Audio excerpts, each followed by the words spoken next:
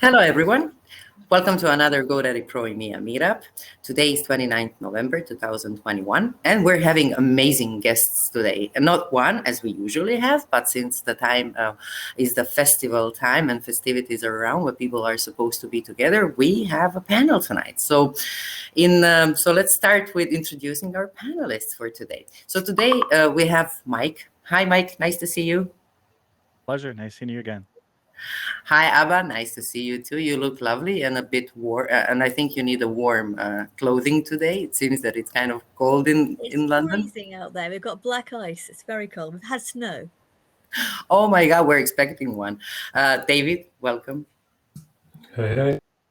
It's kind of like we haven't seen in a while, but it's always nice to talk on the topic that we both like.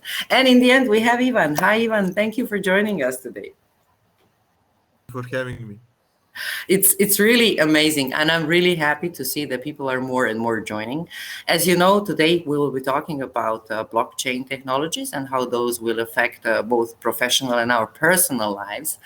And as a preparation for this meetup, I ran a LinkedIn poll where I've asked people whether they're familiar with, are they aware of the blockchain technologies, how those would actually change our lives and the shift that is coming with it, with Web 3.0.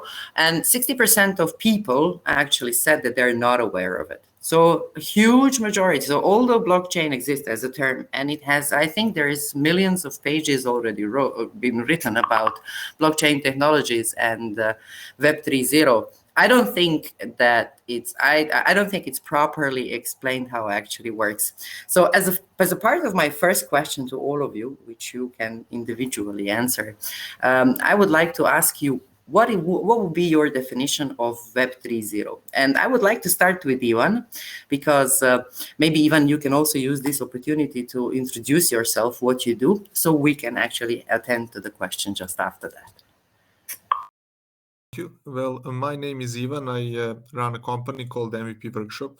It's actually something we started doing after I left GoDaddy. I was with GoDaddy for 2 years because the previous company that I used to run was acquired by GoDaddy. So I was actually with the GoDaddy team for 2 years. And the main reason for me leaving was probably, this shift that happened from Web 2 to Web 3, at least for me. So MVP Workshop as such acts as a venture builder studio. So far, over these last 4 years, we've been working on 30 different blockchain projects. Some of them are considered unicorns right now. One is Celsius Network, and the other one is Polygon. And from that standpoint, I would be speaking about this. And my personal understanding of Web3 was...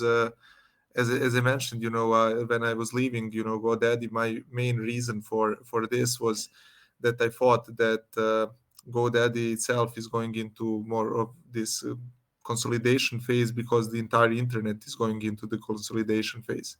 So what GoDaddy does, they're trying to take care of the users that they have, and they're trying to attract new users by acquiring other companies, offering their services, and basically also upselling the services of other companies they acquired under this big umbrella. And this is something that's happening on the whole of the internet, at least from my point of view. My thought was that we needed something else, if we are really going to work on R&D and innovation in this regards, and that brought me to blockchain. For me, Web3 is based on these two new premises. One premise is that you can actually have all of the safety and all of the advantages of fault-tolerant system on a global network such as internet. So for me, Web3 is mainly about that, in the regards that internet itself brought computer networking, to this global free network that is accessible to pretty much everyone. But it also does not lead into this direction where we are going to have the main internet protocol like TCP/IP or some of the other main protocols on top of it, actually even bring us, the safety and all of the other features that a GoDaddy user might have. In a few years, with the rise of 5G, with the rise of more and more IoT devices, with more and more websites, etc., we are basically going into this direction where I do not think that the current internet is sort of safe enough for providing information that is credible enough. We see this in hacking, we see this in fake news. And the other thing, that blockchain gave us, because it started with money, it's actually this situation where we can say that we can build a product and automatically have that product use an internal payment gateway. So we do not have to rely on third parties for payment services, etc. We can probably, in many cases, use the underlying tech to also take care of a lot of our financial transactions, and in a lot of cases also to go into this direction where we are also enabling companies to trade with derivatives, etc., automatically on the main network through the app, without actually bringing in any third parties. So what does that mean for someone who is trying to build something in Web3? I think it means a lot more freedom for the creators themselves, because building an app today in Web3 actually means that you are committing to running this sort of an open company that's trying to build the new internet using open source tools that are inherently safe to use, or at least it should be. And the second thing, as I said, is removing a lot of barriers also from people who might be either underprivileged or might just not need a third party such as a bank or another type of financial institution to actually start handling the payments. So that's my point of view on that. Very extensive, very deep, and going in different directions. I mean, in so many different directions we can apply what you've said. And my next, actually, I was just about to say, David, what do you think? But then David disappeared from the screen. Okay, you're here. Good. David, what about your vision of and Mike? Keeping it as short as I can. If Web 1 was about reading, so most people just read what was on a server, Web 2 was read-write, so social media, blogging, WordPress is very much the Web 2 cornerstone. Web 3 is read, write, and own. So it takes the principles of open protocols, open source, and expands that out to ownership, property, governance, economics, and it adds the ability for people to send money just like it's email, as Ivan said, without intermediaries. But it's far more foundational than that. Money is a technology as old as civilization itself. It predates language. And so by building this new infrastructure of economics and ownership, it speaks to who we are as people. And so Web3, I think, will be as fundamentally different to Web 2 as Web 2 was to Web 1. And all of the social media and civil disruption and Uber and Airbnb that we've seen, I don't think we're prepared for what this next version of the web is going to be.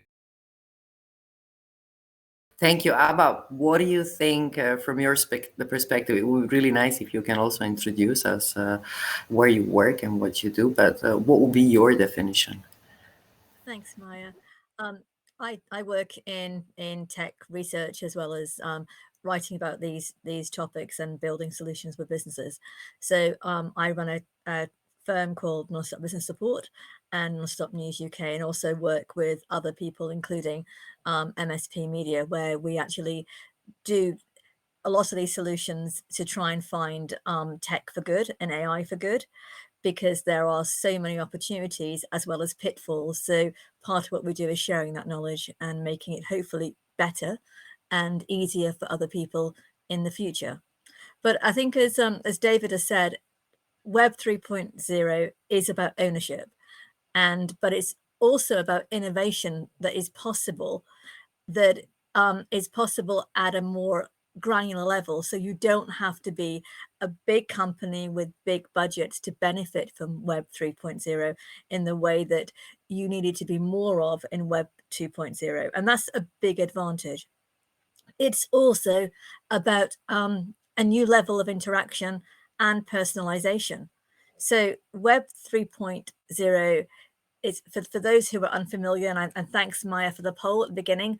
I'm aware that we've got quite a few people on tonight who are not familiar with that, so I'll try and include some of that in my answer. So Web 3.0 is basically about decentralized networks, and they bring an increase in innovation and collaboration opportunities, particularly for content creators. I know we've got quite a lot of those attending today. It means that there's going to be no single entity that would control or should control, as Ivan has referred to earlier as well, the platform. And instead of having a verification of trust as we do now in 2.0, where it goes through a central point, and that central point gathers a lot of information, verification of trust will be at a level which should make it easier for the consumer to interact with the networks, have confidence in them, and have less multiple or all-encompassing trust requests. Because we've all been there, we've tried to verify something, and it wants to know everything, including everything about your Facebook, which most times consumers will just go, yes, okay, without realizing what data is being gathered. With Web 3.0, we should have a lot less of that. So consumers should enjoy a more seamless and ideally a more privacy secure experience. But I think, as we've all said, that is down to how it's built as well, and how we all work together and how the transparency works. But we should be able to gain better solutions for the problems that were still a part of Web 2.0, from the greater privacy issues, the transparency of data, the greater data ownership by the end user.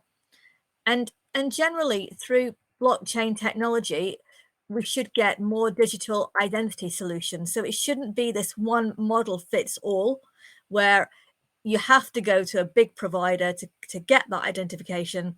That big provider may have lots of requirements. It may not necessarily have lots of ways that the data can be stored securely. And it may mean if that provider goes down, nothing else works. So we should be able to be much more creative in how we capture digital identity.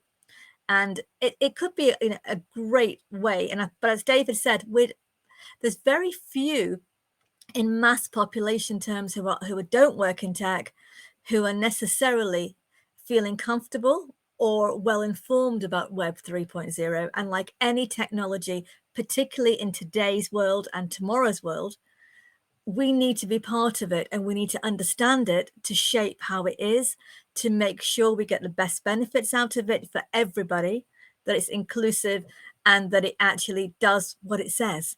That verification, that trust level, that decentralization is actually those things. Awesome, Mike. We heard a lot of interesting views. Mostly, I think you guys all agree on the definition or your perception of Web 3.0. So, what would you like to add? And please tell us also in which company you work for and what you do. Sure, thank you. I'm the expert community lead for Codable. Codable is the world's largest WordPress freelance marketplace. So we help our clients get matched with the top 2% of WordPress developers, and I help the community team there. Web 3.0 is one of those things that it's a buzzword, just like Web 2.0 was. It's going to evolve over time. What we think of as Web 3.0 today is going to be very different than what it is in 2 years.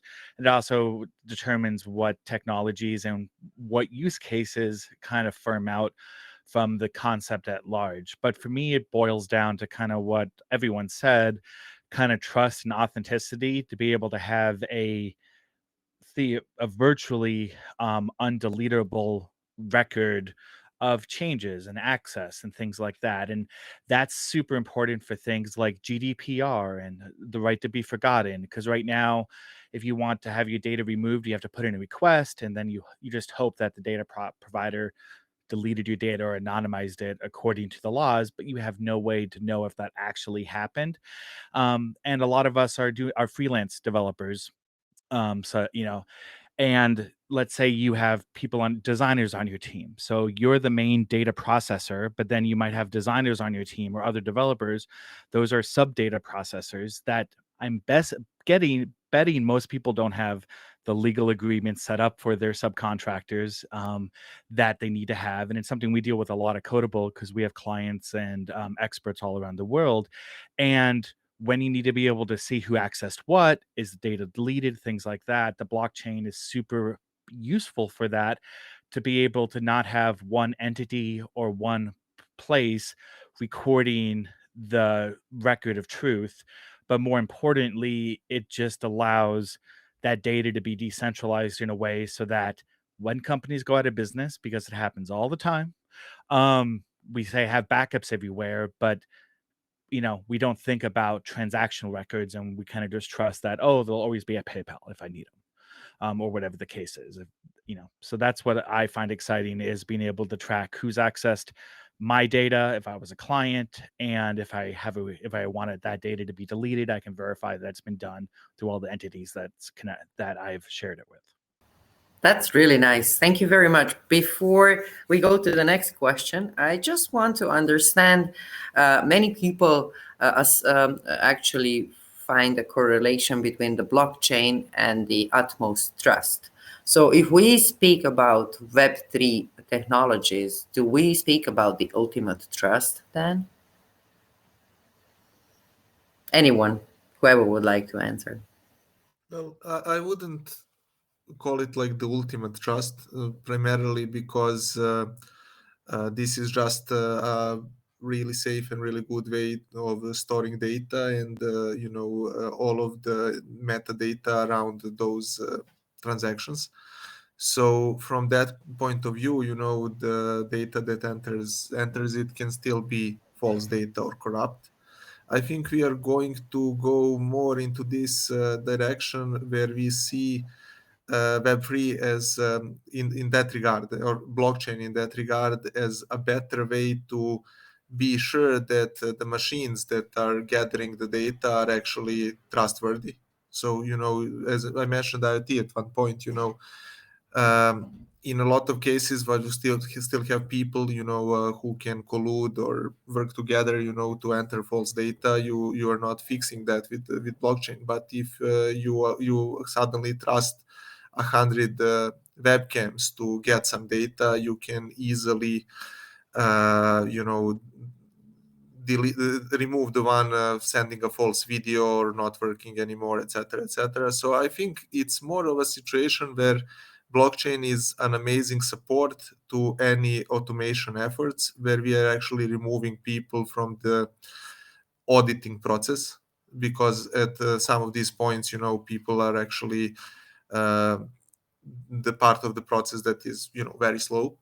And on the other hand, we do not completely trust the tech. So from that standpoint, you can have maybe ultimate trust in automated tech in that regard, but I wouldn't say it's like ultimate trust per se. Very much. If anyone else would like to add, because I think it's very important to define this term, because whenever I see something like written about blockchain, then the second word is trust. So it's very, I'm really trying to understand whether that is how people are supposed to get it. So yes, say, Mike. I was just going to say, I've been doing a lot of research and a lot of reading on how the blockchain has helped journalists validate things and payments. Something that's happening a lot right now is like TikTokers or YouTubers or Twitter influencers pumping up a new coin or a new cryptocurrency and not disclosing, like you have to do with FTC, that they might be compensated. But then I've seen a lot of reporting saying, oh, this person pumped up this coin, a bunch of people lost a lot of money when it fell. and then they could see like they found their wallet on their wallet address because they maybe shared it in a post from a couple of years ago, and they could see that, oh well, that coin's account gave you this much Ethereum or this much Bitcoin. And being able to see those conflict of interest in reporting is super interesting. Yeah, one thing with this fiscal stuff is one thing, but like we were saying, you have to be careful what you put on the internet. If you put your wallet address on a tweet, people will be able to see the transactions to and from that wallet, and that I find super interesting for investigative journalism to kind of see where money comes from that might not have been as accessible without code orders if it was on traditional financial networks. So. Interesting. Very interesting. Yes, David. I think the fundamental heart of blockchain is vires in numeris. It's strength in numbers, and what that means is you can trust the math, right? The math behind everything is open source. You can look at the calculations, you can look at the programs that have been written, and the nature of a blockchain's content is mathematically proven to be immutable and integral if that's the way that the blockchain has been designed, which, for example, you want with most blockchains. That's why you have so many validators all agreeing that this is the truth. This is the correct blockchain with the correct values. What people design on top of that, how they behave around that fundamental truth, is not nearly as simple as just saying you can trust it if it's blockchain. There is a lot of scamming in the space, as you can imagine. Whenever you've got internet plus money, you get scamming. So definitely, if you're listening to this and you're thinking of dipping your toe in, do your own research, take your time. If you put money in, you're probably going to lose it unless you get really lucky or you've taken care and you understand risk management and everything else. This is not a space where you can trust everything. Over time, it may well become far more trustworthy because the fundamental technology is all about not having to trust people or interpretations of written legislation. You just have to look at the maths. But maths is a very fundamental layer of trust. And there are lots of layers on top of that you also need to be aware of. Wonderful. Yes, Abba. I think I completely agree with what David just said. I think also the World Economic Forum in 2018 had a report that said that the privacy of blockchain depends on users. If encrypted and keys are held securely, it's not an issue. But that is, just one of the areas that it's all about can and should. It's not a definite. Nobody can say that Web 3.0, because it's based on blockchain, is going to be secure, is going to be completely 100% accurate. It is a considerable improvement from a centralized system that we have in Web 2.0. And but it is down to users. As David said, there is opportunity for people to not use that system ethically and properly. And that is why a lot of the automation, also the AI and ML that is being done, and ML not just dependent on a computer, but ML that is regularly reviewed, is about reducing the risks and making it even more secure and having extra validations into the system to supplement the people, and those validations being in different places. But I think the World Economic Forum said that in 2018, and it is still the case today. Like anything in tech, it depends on the users and how they keep that information, the security that they have, how they share that data, or the data is stored separately, where that data is going to be stored. All of those considerations need to be part of how we're building the tech. And that is why it is incredibly important for all those involved to be understanding it and not just going, oh, this is simple, easy. I'll just, be an adopter and implement it. And hey, it's perfectly safe, not my responsibility anymore. Because you may not leave your data on a train anymore, but you can do far worse. So the risk is far greater. So let's try and build things that are better and learn from each other. This is awesome. And now, speaking of actually of the results of the, would you be able to, any of you, if you would be able to give us some interesting examples of Web3 projects that can help people understand the space, what exists at the moment, and how they can utilize? So please feel free, anyone. I think it's just as a basic introduction for the people who are new and not familiar with this. If I'm just going to jump in and say that it's worth checking out things like the Web3 Foundation, and that actually funds research and development into the decentralized web. So if you are listening to this and you have a project, or you think, actually, this is really great, I could do something really positive in this space, please have a look at it. It's web3.foundation. I'll put it into the chat in a minute as well. And it's got some information about the projects currently running, but you may have something completely different. And I think it's worth, having a look at that and seeing how you could even use the projects that it's currently running.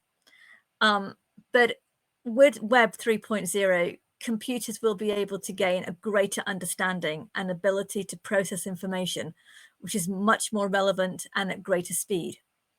And this will be underlined by the massive amounts of data that communities will be able to hold. So computers in turn will benefit and improve from this learning curve. And this is how, at a very, very basic level, artificial intelligence and machine learning fit into the space and make Web3 possible. And it isn't just about something like cryptocurrency, that is probably one of the most popular and most well-known examples. There are also examples of how people predict shopping patterns in a different way, how people can predict the environmental impact and work towards solutions on that. So Web3 can be just applied to so much. And I thought that would just be useful to give an intro to that before my colleagues talk about the more specialized areas. Sure, I just posted the link in the chat so people could associate it with your talk. But then I saw also that David has put tons of text already in the chat. So David, tell us please what you wanted to show with us tonight.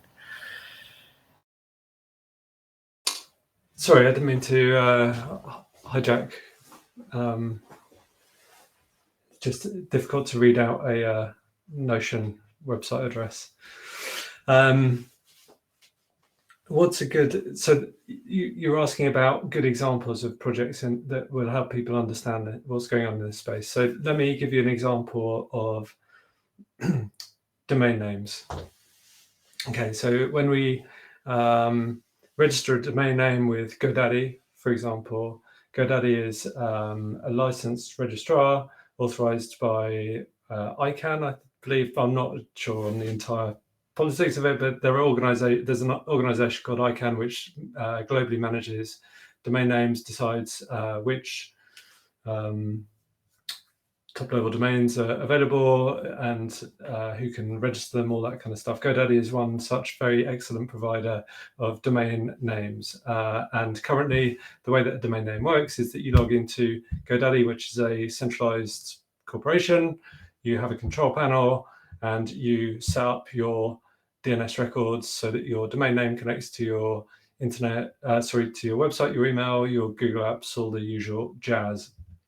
However, GoDaddy is a centralized party, and a good example of a Web3 approach to that is the Ethereum name service, ENS. So this is a decentralized service that allows you to register a .eth address. So there is okay, so it's a little bit complicated because it is currently centralized, but they're moving it to like a decentralized something called a DAO, but it's all basically software based. So you log in to software that is running on the blockchain. Your identity is your wallet. You can register a domain name. You can update your DNS records, and there is no need for ICANN or GoDaddy to be involved at any stage. Now, how does that work? How do you govern it? How do you decide what DNS fields are going to be available for a .eth domain, or like who's going to fund doing marketing or anything like that, which leads on to this whole other question of like decentralized organizations and funding. But one thing that ENS has done, which GoDaddy I don't think has ever done, is that ENS decided to send tokens to everyone that had registered a domain, and more depending on how many you'd registered, for how long, and whether you'd actually used them. So ENS users got, I think, about $5,000 at the time of ENS tokens just dropped into their wallet. And because you log in with your wallet, you also know that wallet address. So it would kind of be like if I'd registered a domain name with GoDaddy and been hosting it with you for 5 years, and you were like, suddenly we've decided to give you 10 grand, no strings, sell it straight away if you like, or you can vote on everything that we do with the company going forwards. Who's on the board, who's in the exec team, where we should allocate our treasury, etc. And that's what ENS did recently, and lots of other protocols are doing as well. So that is just a totally fundamentally different way of running an organization than the current hierarchical centralized way of doing things. The end result is, I won't say it's the same, but it's very similar. You can type in a .eth address, and if you're using a DNS provider like Cloudflare or Brave, which recognizes the .eth domain, you'll go to whichever address has been indicated in there. So hopefully that's a good illustration of just how different the approach can be with Web3 and Web2 to achieve the same end result. Well, I believe Ivan will agree with me. That's something that he and I, when we were born, actually, that was a kind of society he and I lived in, where people were voting for everything involved, shareholders, everything belonged to everyone. So I think Ivan and I will have no issue adapting to it. Actually, we can't wait for it. But then again, you also mentioned here in the chat, when you posted a number of an interesting reading material for our viewers. We will keep this material as well, and we will post it as well with the recording, but it's very good that you did. So if anyone would like, but you also mentioned WordProof. Sebastian was our guest last year, and that was actually, I think that was the biggest year for WordProof. So he actually at that he's an amazing speaker as well, and although it was very hard to kind of understand what actually the plugin, the WordProof, does for your website, but then he was able to depict it in a nice video how actually it works. So has any one of you actually used WordProof Every as a day. plugin? Oh, you do. What's the tell me, how does what's the experience? I still haven't. Turn it on, configure it, forget about it, and it just works. Did you have any time? I mean, did you use it?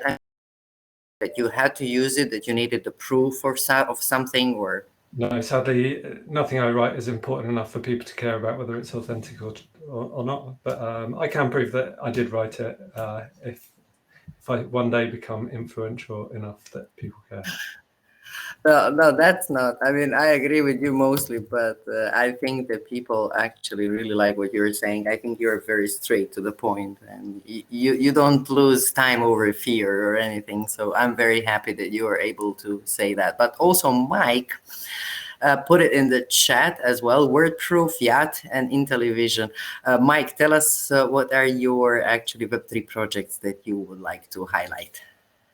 Yeah, so and real quick, for those that don't know, WordProof is just a way to validate that content on WordPress and other CMSs was posted and changed, with a record. So if it's a news article and then it was edited, you can prove what that is. But at Codable, we just launched our certificates. So we have a certification program for all of our expert WordPress developers, and we've launched our certificates on the Bitcoin blockchain so that they can be independently verified but also revoked God forbid, if we need to do that, as if somebody leaves our platform or doesn't keep our standards as for a Codeable expert in mind.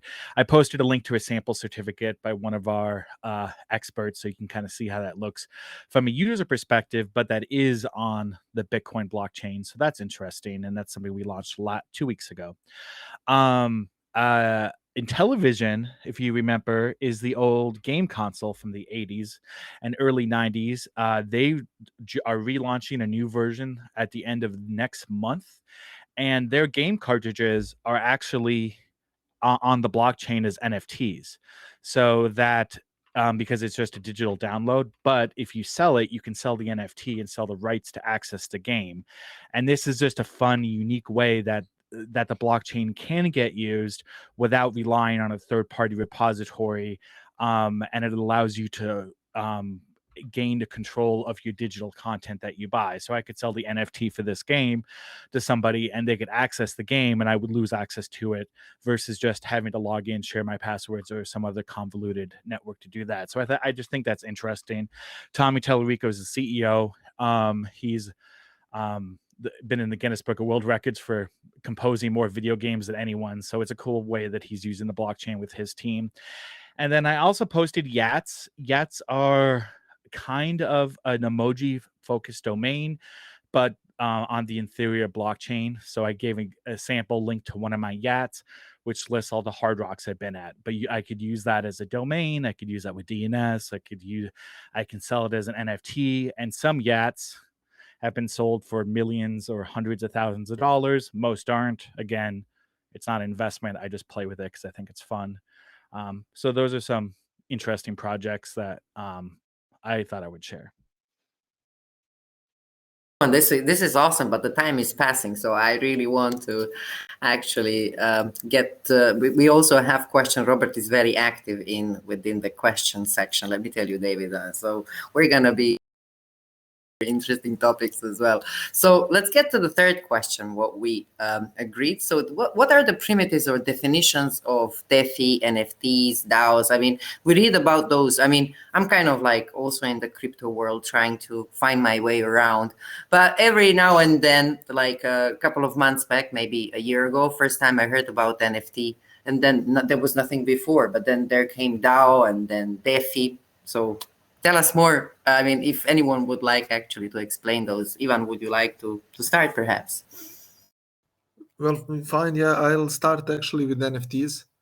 NFTs or non-fungible tokens are this idea that, as Mike just mentioned, you can have a digital asset and have it, on the blockchain and have all of the metadata and the rights associated to that digital asset on that blockchain.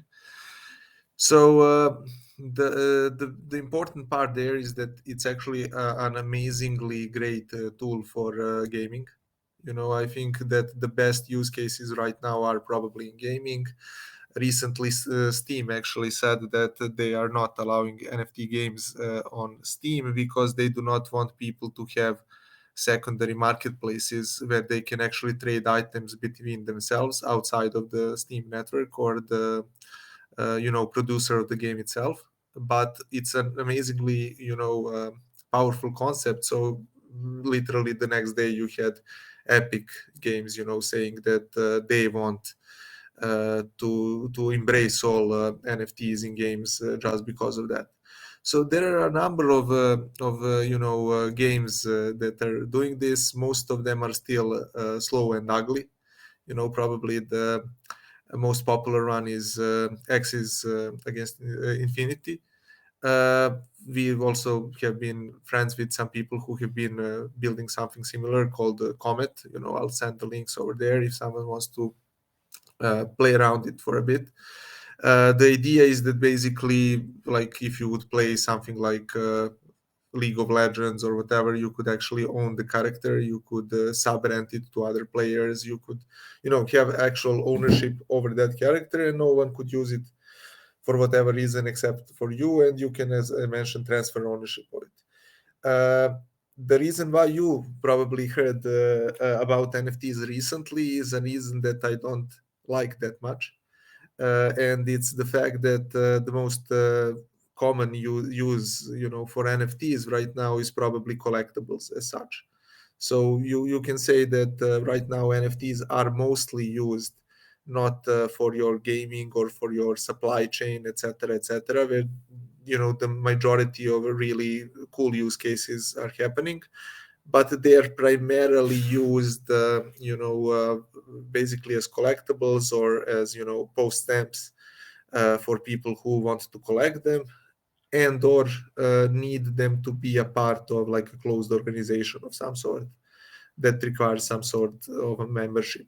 So the most popular NFTs right now are those that are like Bored Apes Yacht Club, or Cyberpunks, etc., where you actually have this situation where in order to be a part of the closed group, you actually need to own one of these NFTs, and they actually are used as a token for you to enter like private events or private chats, etc., From the outside, it looks extremely stupid, because you own a JPEG that everyone can copy. But if you are inside of one of these communities, it's still kind of stupid, but there is value to it. So I think it's a very interesting thing that NFTs are bringing. Also other people who are artists into this mesh. More and more. It opened up Web3 for people who are not developers. So I think that is an amazing thing. I personally just hope that us having more cases like Intellivision, etc., or other digital products that you can use in the same way are going to come sooner and not later. And I personally dislike that something so powerful as an NFT is primarily used, for collectibles, as I said. Amazing. David, would you like to continue this question about definitions of terms, either DeFi, DAO? I mean, they're all very interesting and they keep coming up, but nobody actually really understands what those are. Well, there are people that understand, but yeah, like, there's a lot of jargon for sure. Yeah, DeFi, decentralized finance. If you imagine like an exchange or a loan or lending or borrowing service, you traditionally go to like a bank and they would do that. They would take some currency out of a till and swap it for the currency you give them. DeFi basically does that through software that runs on the Ethereum blockchain. And to do that, it has had to invent a whole bunch of other, I guess, concepts. And so now you can yield farm your stablecoin by borrowing it from a flash loan against your NFT. And like, it's just the thing to take away from this space is like, whether it's layer 1s, layer 2s, DAOs, NFTs, DeFi, tokens, coins, whatever it is, the point is that it's all composable. And that's like a really interesting and important concept to understand, that everything that is built on the same standard. So the most popular one by far is the Ethereum virtual machine. It is kind of a combination between a computer and a database. But everything that is written that is EVM compatible can then be composed. So you don't just have this thing over here and that thing over there. You can compose it all together so that you can do really interesting things, like offering somebody a loan against the collateral that they have in their wallet in the form of an NFT. So DeFi is a really interesting example of that. And one of my favorite terms recently is this idea of the DeFi mullet, which is that you have organizations like banks and I don't know, like MoneyGram and Western Union, who still have their shops, still offer these services to consumers, but in the back end, instead of all these super old mainframes running COBOL, only 3 people understand. They'll be sitting on top of open source DeFi protocols, which will de-risk them and allow them to be more efficient, basically, because they're taking a lot of what they're responsible for already and offloading it to an open source ecosystem and community. So you'll be able to do things like transferring money globally in a much cheaper way. You'll be able to do exchanges of currency if you want to, still through the same centralized service. But if you want to take on the risk of managing it all yourself, you'll be able to do that at a much more competitive rate. So it basically decentralizes finance. But yeah, composability is a really important thing to take away and think about when you think about this space. These aren't all individual bits of jargon. They're all connected and connectable and programmable. Even an NFT is programmable. So one of the most important things about NFTs is that, sure, you might think that using them for a profile picture is frivolous, Ivan, but the point, it's not just about the JPEG, it's about the fact that within that NFT you can specify secondary royalties for the artist on secondary sale. So an artist can say, sure, I'm giving this JPEG for sale for £1 or whatever, but the second time it sells, I still want 20% of that cut. And so you can imagine for a company like Nike, this is really a big problem, because when they release a new pair of sneakers, they have to price it and they have to say, right, it's worth 100 quid or 50 quid or 200 quid. If they overprice it, they won't sell. If they underprice it, they're leaving money on the table. And of course, there's a whole industry around people then posting them on eBay and making a quick buck. With NFTs, you can program that secondary market in. So if you imagine that your warranty or some other benefit that sits with those shoes, like an extended warranty or access to special events or something like that, something that ties your digital NFT with your real world good, if those are more valuable together, then Nike can do it such that when you transfer the NFT, they get a cut of that secondary value. And you can do that in a programmatic way. So you can have it as a flat rate. You can have it as a rate which increases or decreases over time. You can specify that a certain percentage of it goes to carbon offsets.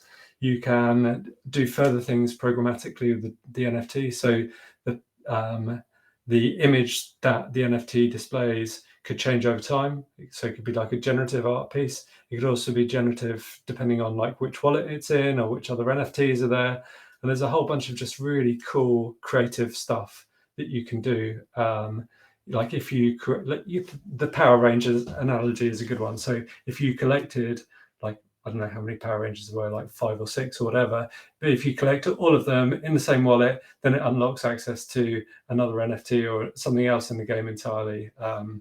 So you've just got this Cambrian explosion of creative,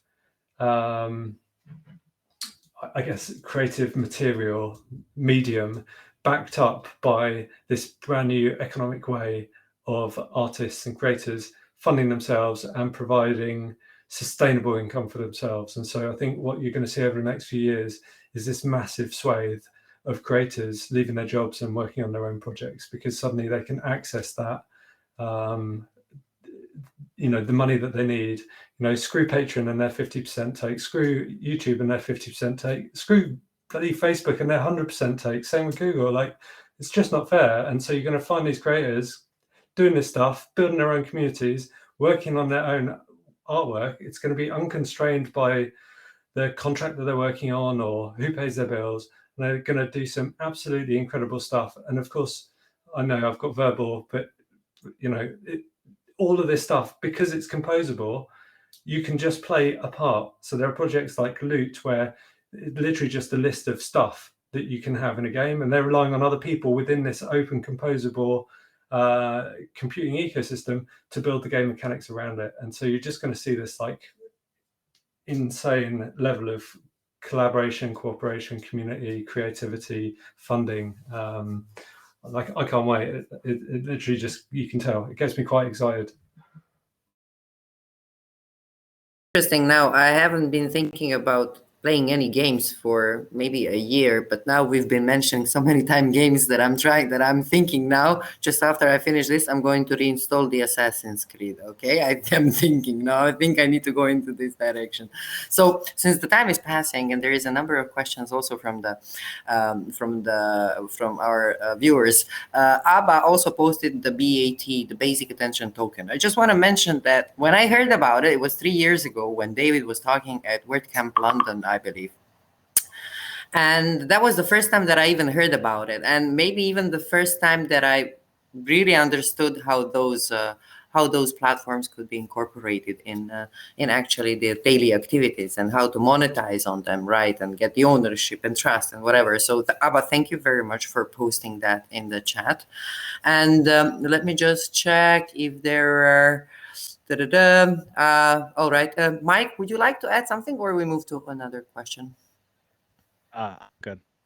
All right. So now I would really like if you could, now we're getting closer and closer, right, to our topic. So what are the trends emerging from this space? What we can expect with this type of thinking directions? Where are we heading? What are we supposed to see? Anyone? Well, I think there are two trends that are very interesting in general. One thing is that Abba first mentioned, and then I think Mike also, stuff about the self-sovereign identity as such. I don't think we are there yet in terms of self-sovereign identity, and we're probably not going to do it without some sort of government support at some point, because you're still going to need, other forms of identifying yourself. But it's good to note that the wallet in a way has become a single sign-on, for many blockchain applications as such. So I think there is this trend of going into this direction, that you own a certain part of your identity, and then you use it to connect to different software services, instead of creating a new digital identity every time you want to register on a service.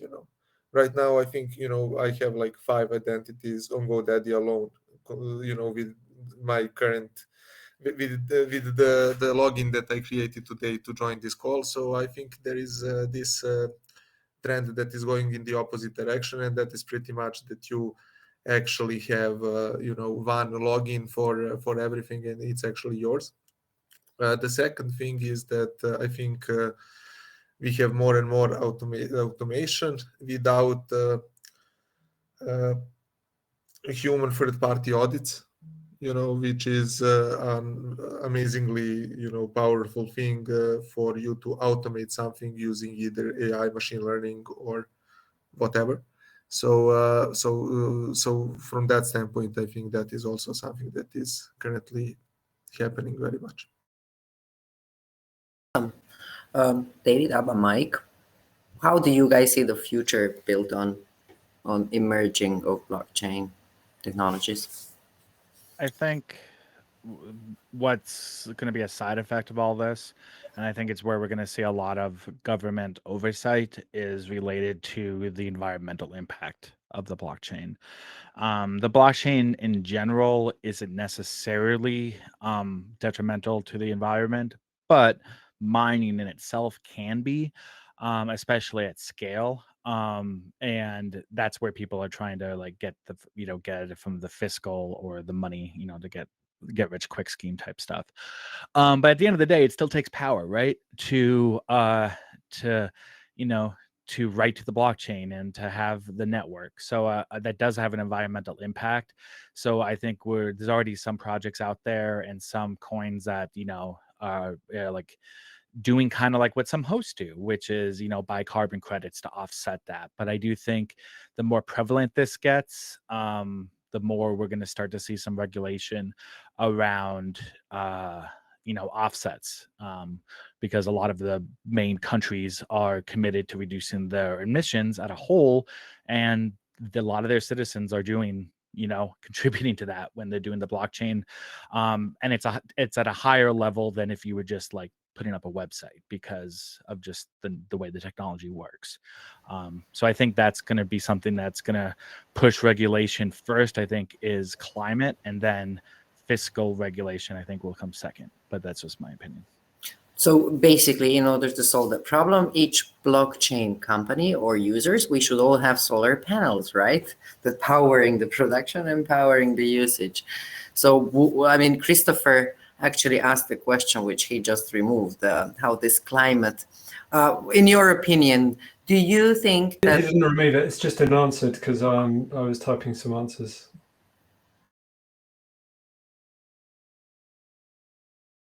All right. So, but I didn't see where you typed those answers. If you go under Q&A where it says questions, there's a toggle to go over to answered. Answered. All right. Well, wow, you've been doing some housekeeping here. That's awesome. We're not here for a long time, Maya. We're here for a good time. I can see that. So basically, Christopher's, I mean, his opinion was, can the planet actually survive long enough for this to make a difference? And aren't these just accelerating the downfall? I mean, what do you guys think? Does the blockchain technologies, are we ready for them when it comes to energy consumption and, I mean, efficient energy consumption? I think that from my standpoint, it's compared to what. I do not think that you are in this situation. I do agree that a public blockchain and with a large network is definitely using up more electricity and certain types of tech resources than a database. But overall, you are still going to be adding a lot of different systems to offset the security, and privacy concerns that are coming behind it. So the added efficiency is also a very big issue. As I said, right now we have,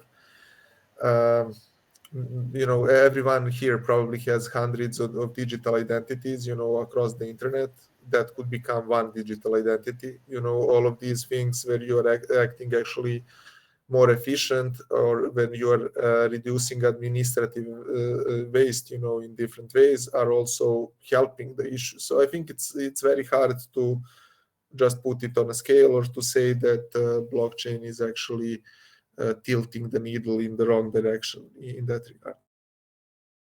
And so let's have just a little bit of clarity here. Blockchains themselves don't necessarily use any more electricity than running a web browser. It depends on the consensus algorithm for that blockchain and how big the blockchain is and where people choose to run it, etc. So Bitcoin comes under a lot of fire because it uses this thing called proof of work consensus, which is basically that thermodynamically is very expensive to do the maths, and the whole incentive mechanism around the Bitcoin blockchain says that you can actually get a better return for validating and being a good player within the network than you can by attacking it. So it's in your interest. If you've got that much compute power, you're going to get a better return through doing it. But that is predicated on the compute being difficult enough to be really expensive.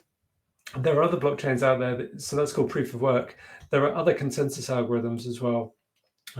Proof of stake is a really interesting one. It's adopted by several major projects, and Ethereum, which is like the second biggest blockchain crypto project out there, has got a roadmap to move over to proof of stake as well.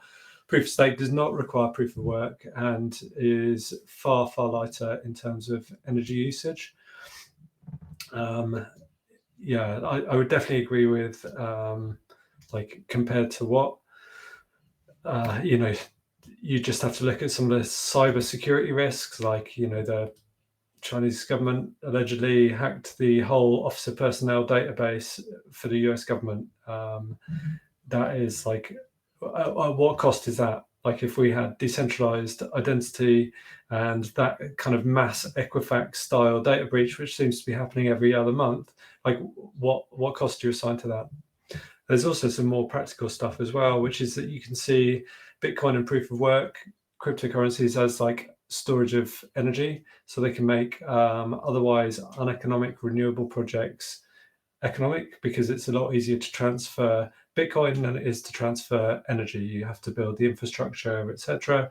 It's just a very complicated and nuanced debate. And what annoys me is people going, oh yeah, Bitcoin's boiling the world, as they sit there eating their takeaway, watching telly, wasting their life away, driving with their big SUV outside on the driveway. It's like, okay, fine. If you're living in a cave, eating a vegan diet, and doing everything that you can to combat climate change, and you've got a problem with Bitcoin, I get it. Otherwise, maybe look at the value that's being created and learn the subtlety and nuance on the argument, which is often totally missing.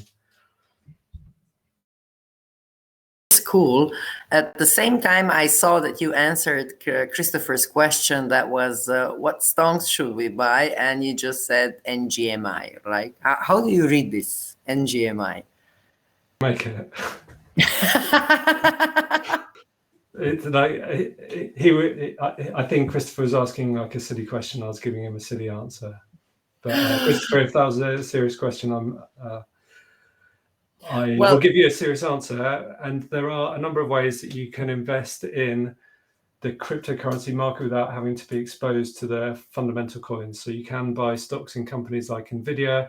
I think there are a number of public crypto mining companies that you can buy stocks in as well. So if you do want to buy stocks in order to get some exposure to this, but you don't want to own your own wallet, be your own bank, buy your coins, there are a number of ways that you can do that as well. Well, yeah, maybe Christopher, I could give you a couple of hints. I mean, I'm investigating and trying to shoot my way around. But before we move to other questions, which I believe are very important as well, that were asked by Robert, for instance, how will the decentralized Web3 withstand the government's regulation if it gets used by many people? We have just the last question from our session, which is like, will the Web3 change the nature of WordPress ecosystem? How does actually already affect or is going to be affecting WordPress? Anyone? Be really short on the government one, and maybe someone wants to chip in, but I do not think that regulating something by itself is a bad thing. You know, basically blockchain helps you automate things in a great manner. So if the government is, trying to enforce a certain standard, and that is an open standard, obviously blockchain is a great ally. I think that it's a bigger problem if it's actually completely unregulated and it's a Wild West, because that's when the problems start. It's not like we invented regulation because people just wanted to control other people. There are good reasons for it also. And it's a good tool for keeping governments honest, also if they actually want to go into this direction. And it is a political decision, So if the governments are going to be actually open about these things, then it will be a political decision. And if they're not, then that also will be a political decision. So we'll see where the world moves in that regard. To Ivan's point, there's a lot of increased use of blockchain in government and public sectors now. And this is also part of how they're experimenting at how they will monitor areas which do have regulation now and that may have regulation in the future. So I've just shared a link in the chat with some examples of how government is using that. But it's regulation is, as Ivan said, doesn't have to necessarily be a bad thing. One of the issues with Web 3.0 is how do you prevent or safeguard even any information that may be misinformation ending up out there that then doesn't have an authentic source. And we've seen a lot of this in the last 18 months and with misinformation that exists and how difficult it is to actually be able to monitor and working with the big agencies like Facebook and Twitter and being able to say, okay, this is incorrect information. Can you help change that information? Or at least how can you regulate that? And I use regulate in a very small letter. Yeah. And one of the issues of Web 3.0 is how do we do that? Because I just want to, Go ahead, Ivan. I just wanted to say, yes, I agree. The problem with that being done, together with Facebook, Twitter, etc., is that you are putting a lot of power into them as entities, because now you told them, they can say if something is right or wrong, and it's easily to politicize. With Web3, that is a much harder thing to do, because blockchain itself at least helps in that regard. But what I also wanted to say is I think GDPR is a good example. I think I was never a big fan. I'm a big fan of the idea, but I'm not a big fan of the implementation. Because what happens is, with GDPR is you basically go to the biggest website. They ask you for all your cookies and you say yes. And then when you go to a small website, you say no because you're not trusting their brand. So that means that pretty much you are still giving away all of the data that you gave in the past, but you are exclusively doing it to big players. And I think Web3 itself is possibly a big help in this regard.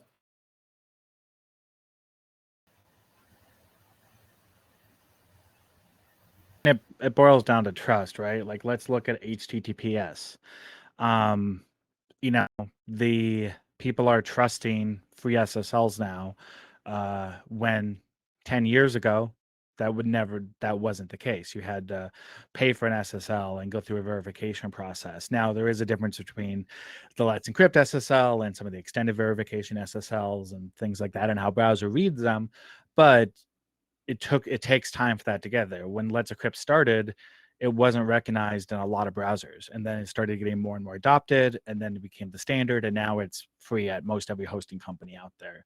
This is what's going to happen with 3.0. We're going to see which projects take off and what becomes the standard, and everything's just going to evolve over time. Perhaps you would have the word on the impact on WordPress.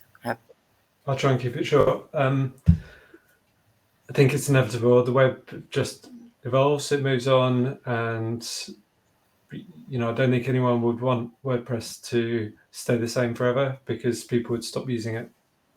But I think we do need to be really careful. What we have built with the WordPress ecosystem is pretty unique and it's very special. And Web3 has the potential to do a lot of disruption in ways that are both good and bad. I personally think that WordPress has a lot to teach the Web3 world as well, as a long-standing open source project with almost all of the functions that a DAO, a decentralized autonomous organization, is striving to achieve. So I think, will it disrupt WordPress? Yes. Have we got the opportunity to turn that into something that's really good and benefits WordPress and the wider web? Yes. Has WordPress got stuff to offer in return? Also, yes.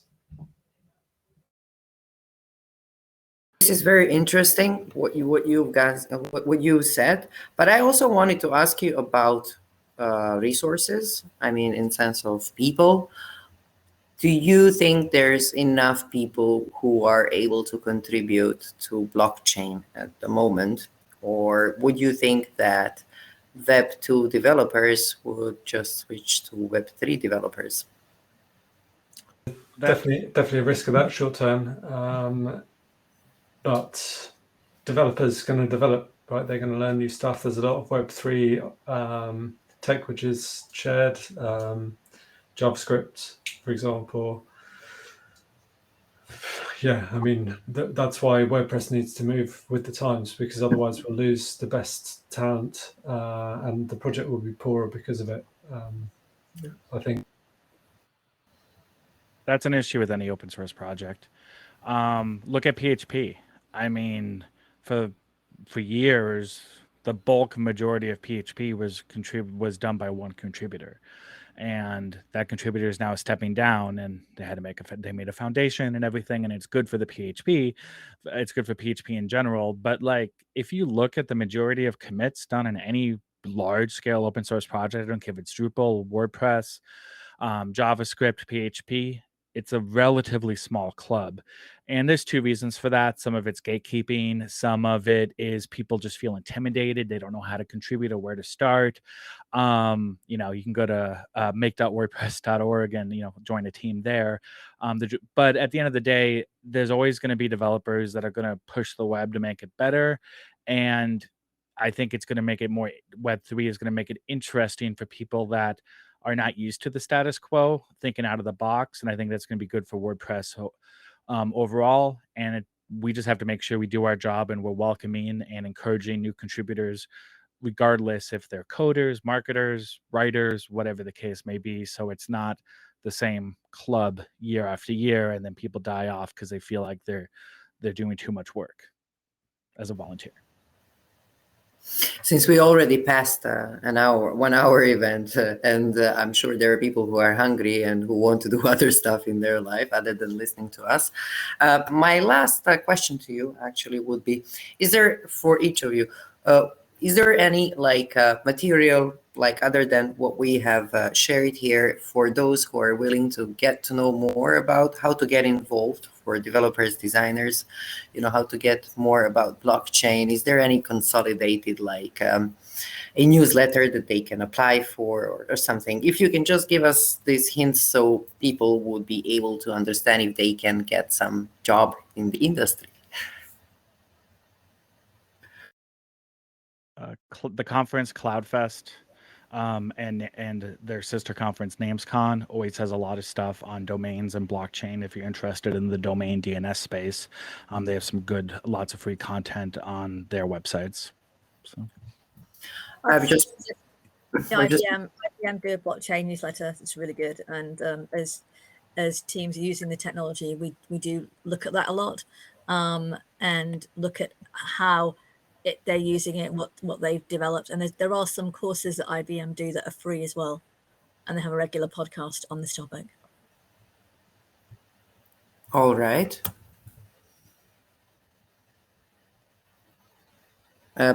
Okay, so here in the chat, there is a number of links which I'm already copying, and I'm going to be pasting those for those viewing this video later. So no worries, all the information will be available.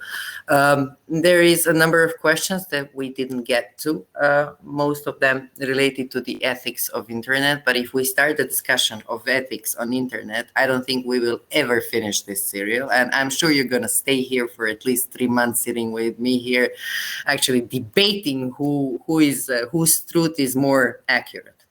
So I'm sorry, Christopher, for all the questions about ethics, but I don't think that this crew of 5 people actually can solve that problem. But we will try to do that next time. Where will you be posting these links? Hey, Jeffrey, these links will be posted below a video that will be live tomorrow evening. So it will be in the description of a video. So all of those will be there. In case you don't get to that recording for a reason or whatever, just drop me an email, and I'm sure I'm going to send it to you. But if you want, I can send it to you personally, the link, so just in case that you have it all together. So is there anything else we would like to say to our viewers other than have a great day? I hope you learned something and get involved with blockchain.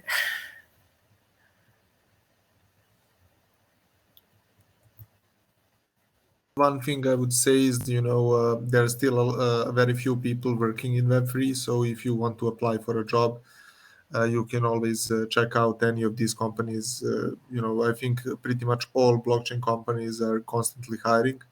So be it us or someone else, as I said, I think, it's a field that, requires a lot of new people, and the careers pages are always full of some interesting jobs, If you are interested in this space but want to stay within WordPress, then come and check out web3wp.com. That's a bunch of people. There's a lovely Discord. We're just trying to experiment, play around with these Web3 technologies in a way that's respectful and non-damaging to WordPress. And there are opportunities everywhere. I would say there are loads of opportunities within the WordPress space as well. So if you want to do both, I think there will be opportunities to do both. Well, anyone else? That's all. Just a question to you, Mike. Do you guys have freelancers and experts on Codable with blockchain experience? Yeah, we do. So if you go to codable.io and you go to the directory and you search for blockchain, you'll find a list of all of our certified Codable experts that have blockchain experience. If you need help with a project or making a plugin or something like that. If you are an expert, a developer who wants to make money while working on the blockchain, codable.io/apply is always available. Well, hoping that actually this meetup has brought a lot of light on very unknown topics such as blockchain and a number of abbreviations that actually came around with it. I hope that everybody, thank you, Robert, awesome panel. Thank you. You're going to be talking about blockchain. We'll get you there.